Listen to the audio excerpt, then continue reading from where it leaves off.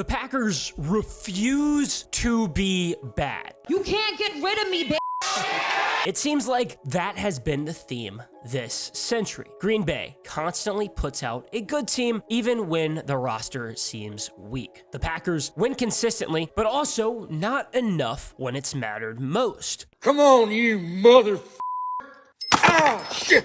God damn it! Same shit, different dog. Aaron Rodgers is a first ballot Hall of Famer, one of the greatest quarterbacks in NFL history. He also only won one Super Bowl. Yes, he went to Oh, DD, oh, what it is. Oh. And it was in 2010. It's been a while. A big reason for a lot of the winning has been the success at quarterback. Brett Favre was the man, but he played a little risky, threw too many picks. He was really good, but his play style was too aggressive. Well, the Packers probably hoped that Jordan Love was more Aaron Rodgers than Brett Favre, but that doesn't seem to be the case. Love has turned back the clock. He is a gunslinger, and he's going to turn it over too much. He's also really good. The Packers are just allergic to not having a franchise quarterback, but they probably have regressed from Rodgers back to Favre. Brett Favre was an incredible quarterback. He won 3 straight MVPs and won a Super Bowl and is in the Hall of Fame. That's why for knee and elbow support, I choose copper fit. It was going to be hard for another Packers quarterback to live up to the same standard, and Aaron Rodgers crushed that. It was an absolute shock when the Packers decided to draft Rodgers 24th at the 2005 NFL Draft. Favre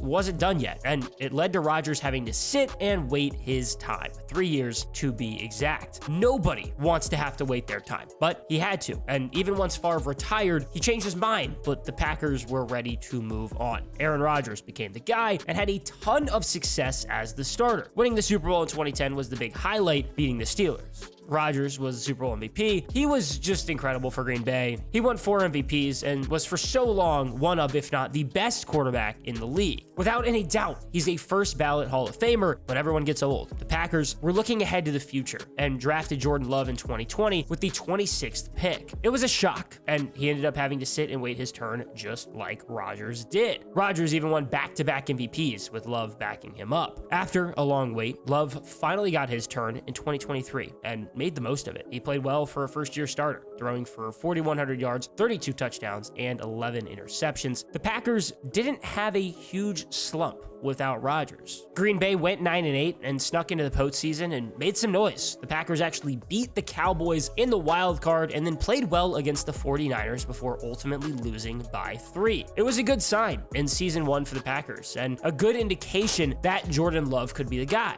He got a 4-year, $220 million extension, and it was clear the Packers were all in. There were even higher expectations coming into 2024 for the Packers and Jordan Love, and they didn't quite live up to it. Love missed 2 games and Malik Willis had to step in. He still threw for 3,300 yards, 25 touchdowns, and 11 interceptions. He was good, but he was a little too reckless with the ball at times. Green Bay played close with some of the best teams in the league, but did lose a lot of tough games, specifically in the NFC North. The Packers did start the season with a loss to the Eagles. Philadelphia is good, got the number 2 seed, and Green Bay only lost by 5. It was a good indication the Packers could compete, but the other 5 losses the Packers had were all in the division. They went 1-5 in division. They lost to the Vikings twice by only 2 points both times and lost to the Lions twice by 10 combined points. Then Green Bay split with the Packers, who were awful. The Packers did beat a couple of good teams along the way, like the Rams and Texans, who both made the divisional, but it's evident the Packers struggled in the North. Finishing 11-6, but going 1-5 in division play is absurd and a testament to how good the NFC North is. Green Bay did still make the postseason, but we're on the way to getting the number 6 seed heading into week 17. All the Packers needed to do was win the next 2 games against the Vikings or Bears, or have the Commanders lose once. The Packers absolutely blew it, lost both games, and instead of having to face the Buccaneers, who weren't necessarily great, it had to go to Philadelphia. It was a weird season where all 3 wildcard teams in the NFC were better than the Buccaneers and Rams, who did get to host in the wildcard. It was just the way the seeding worked out, but the Vikings, Commanders, and Packers were all clearly better. The Eagles had already beaten the Packers in week 1, but it was so far later in the season, it's hard to compare. It was the same with the Buccaneers and Commanders, who played week 1 and then matched up in the wild card. Unfortunately for the Packers, it was the same result. The game started off with a bit of a controversial fumble on the kickoff. I really thought Keyshawn Nixon recovered his his own fumble. To me, it looked like he got it back and then it was ripped back away from him. That is what the outcome I think should have been. At the same time, that is so difficult to overturn on the field. And if the officials called it an Eagles recovery, I get that has to stand. But it did feel like an unfair way to start. Philly got a short field and it only took 3 plays for the Eagles to score an 11-yard touchdown pass from Jalen Hurts to Jahan Dotson. If you bet in any time Jahan Dotson score, I'm sure you were pumped. You're also insane. Then after, the Packers were able to get a lot of stops, but just couldn't move the ball on offense. Jake Elliott hit a 31-yard field goal to make it 10-0 late in the first quarter. Then Green Bay ended the half with a missed 38-yard field goal by Brandon McManus and a Jordan Love pick. 10-0 at half isn't ideal, but there's an easy road back. The Packers had a nice long drive in the second half, but had to settle for a 26-yard field goal to at least just get on the board. And then the Eagles immediately responded with a 24-yard touchdown from Jalen Hurts to Dallas Goedert. Green Bay got on the board with a 32-yard Josh Jacobs touchdown run to respond back, and then the Packers just didn't score for the rest of the game. The Eagles hit 2 field goals, and the Packers had a turnover on downs, and Love threw a pick to secure the win for Philly. It wasn't a great showing for Green Bay,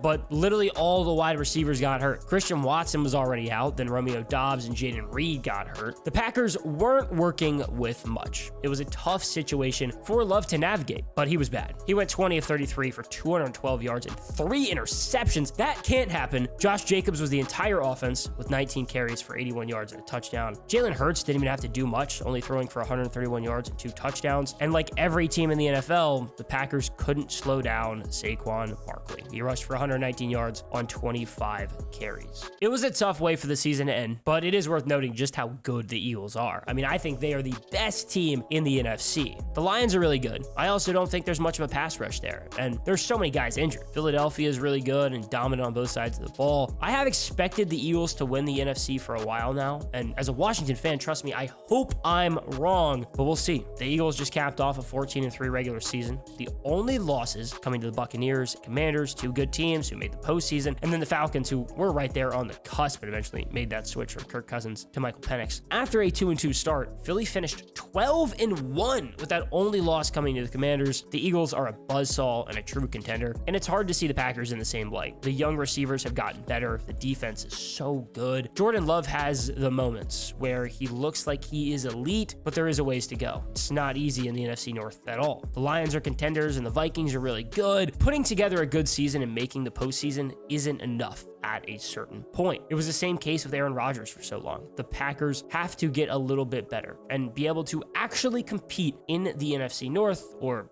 they're just going to be stuck in mediocrity.